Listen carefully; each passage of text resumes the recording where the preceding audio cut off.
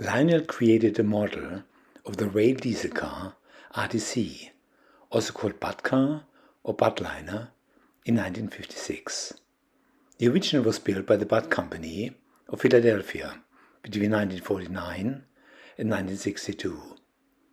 Edward Budd's company became known for developing the first all-steel automobile body for the Dodge brothers, which they used for their first car in 1914.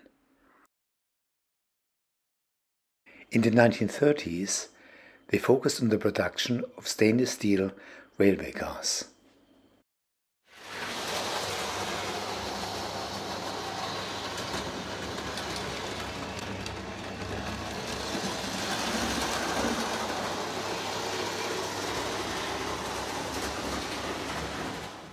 There were several variants of the original RDC. The previously shown RDC-1 was a pure passenger car, while the RDC-4 shown here contained only the railway post office and a baggage area.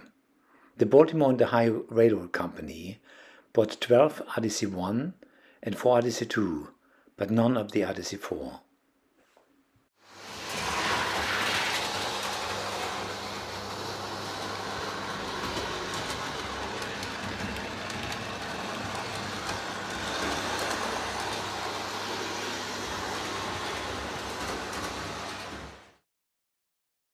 The RDCs were single cars or coupled together in train sets.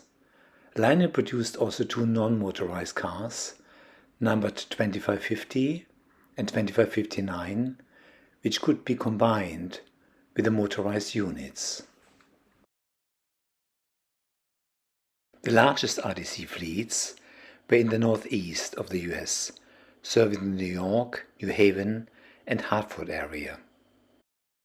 In total, Budd produced 398 cars, which were sold not only in the US, but exported to Canada, Australia, Brazil, and even Cuba.